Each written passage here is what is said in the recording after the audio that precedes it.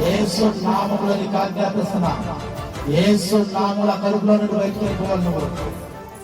కడుపులో నుండి అగ్ని, పరిశుద్ధ అగ్ని దిగుబాటు కావాలని దిగుబాటు యేసు శక్తి కలిగిన నామములో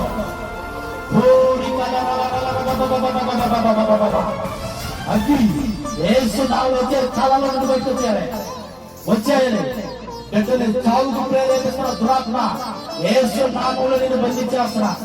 యేసు అధికారం కలిగిన నామములో నేను బంధించేస్తున్నా. వచ్చారు బయటకు వచ్చే కాలంలో వచ్చారు బొట్టిలో నుండి బయటకు వెళ్ళిపోవాలి.